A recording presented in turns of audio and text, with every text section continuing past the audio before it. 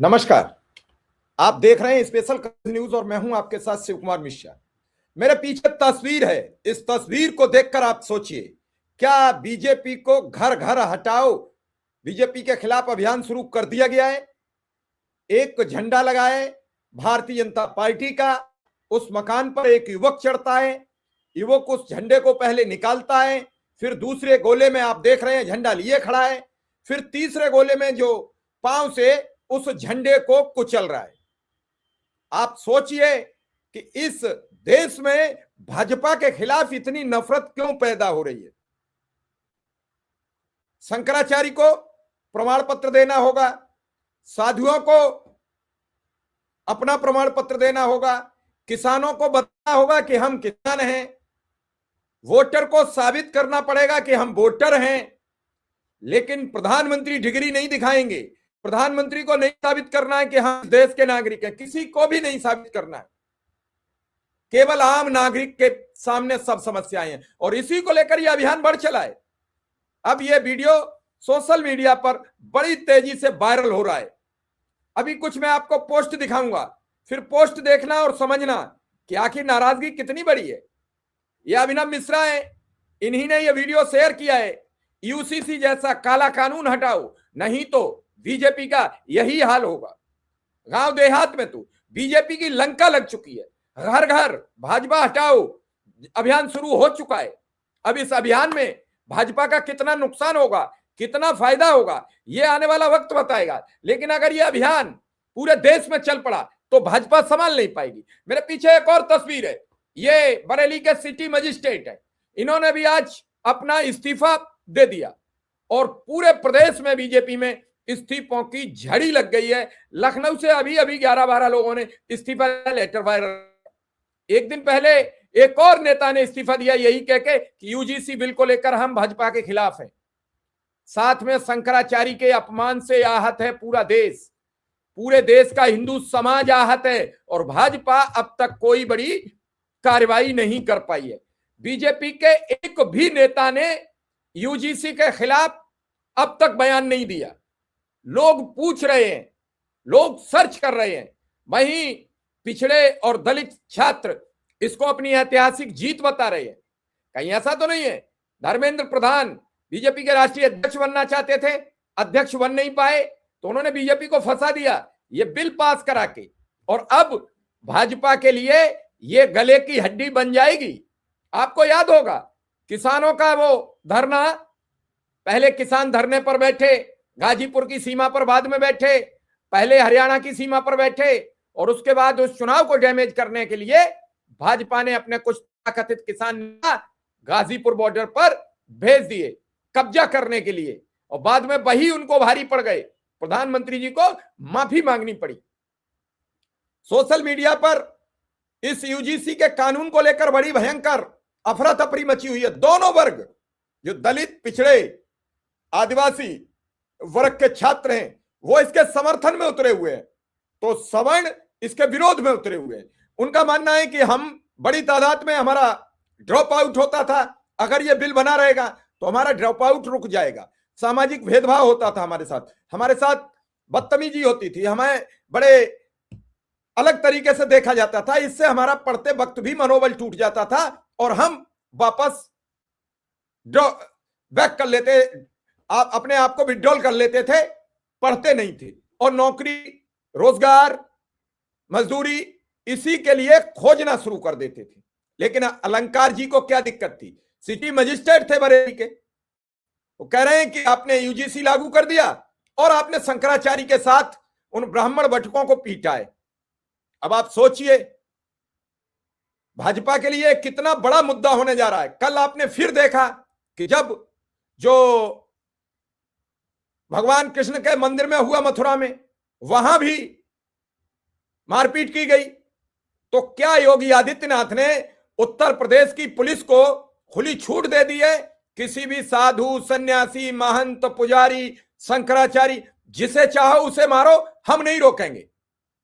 क्या वास्तव में योगी आदित्यनाथ ने नरेंद्र मोदी और आरएसएस प्रमुख को ऐसा पाठ पढ़ा दिया, ऐसा एक क्वेश्चन दे दिया है जो सॉल्व नहीं कर पा रहे हैं? वरना ये गुजराती टीम योगी आदित्यनाथ का क्या करती, ये सोच में पड़ जाती। अब मोदी अगर शंकराचार्य के समर्थन में बोलेंगे तो योगी का विरोध कर रहे हैं, और अगर शंकराचार्य पर अपना मुंह नहीं खोलेंगे तो सनातन का विरोध कर रहे हैं। योगी आदित्यनाथ के इस पेच में पूरी भाजपा फंस गई है, और लग रहा है कि अगर ये घर घर झंडा उतारो अभियान चल पड़ा, घर भर इस तरीके से भाजपा का झंडा कुचला जाने लगा, तो फिर अगला प्रोग्राम क्या होगा। संकट में पड़ जाएगी पूरी भाजपा, सोचने लगेगी कि हम क्या करें, मजबूर हो जाएगी, समझ नहीं पाएगी कि अगला कदम क्या उठाएं, आगे हम क्या करें, क्योंकि यह बड़ा गंभीर होता चला जा रहा है। देखते ही देखते यह मामला फंसता चला जा रहा है, और इस फंसे हुए मामले से भाजपा निकलेगी कैसे, यह अभी नहीं कहा जा सकता है। कैसे कह लोगे, क्या सोच लोगे, और यह प्रकरण अब आगे बढ़ेगा, यह बैक नहीं होगा। जो अभी हमने आपको पोस्ट दिखाई, यहां से कोई बैक नहीं हो सकता है। बरेली के सिटी मजिस्ट्रेट अलंकार अग्निहोत्री ने इस्तीफा दे दिया। अग्निहोत्री स्वामी अभिमुक्तेश्वरानंद के शिष्यों की पिटाई से नाराज थे। उन्होंने 5 पेज के लेटर में लिखा है, स्वामी मैं शंकराचार्य अभिमुक्तेश्वरानंद जी के शिष्यों के साथ प्रशासन द्वारा की गई मारपीट और भारत सरकार के नए कानून यूजीसी 2026 से दुखी होकर सिटी मजिस्ट्रेट के पद से इस्तीफा दे रहा हूं। मेरा नाम अलंकार अग्निहोत्री है, मैं 2019 बैच का पीसीएस अधिकारी हूं और अभी बरेली में सिटी मजिस्ट्रेट के पद पर तैनात हूं। अब सोचिए, आप विचार कीजिए क्या हो रहा है, ये क्या है पूरा जड़।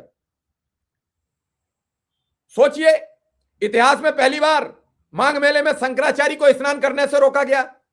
पहली बार माघ मेले में साधुओं को उनकी चोटी पकड़कर घसीटा गया, पीटा गया। पहली बार किसी सरकार ने उनके शंकराचार्य होने का सबूत मांगा है। इस राष्ट्र में पहली बार किसी प्रधानमंत्री ने हनुमान जी को पतंग बनाकर उड़ा दिया। पहली बार किसी प्रधानमंत्री को प्रभु श्री राम से बड़ा बनाकर पोस्टर दिखाया गया। तो क्या बीजेपी से ज्यादा किसी पार्टी ने हिंदू धर्म और सनातन संस्कृति का अपमान किया है? मैं पूछना चाहता हूं अपने दर्शकों से। बीजेपी सरकार खुद को साधु संतों का सबसे बड़ा हितैषी और समर्थक मानती है, तो फिर क्यों ऐसा हो रहा है?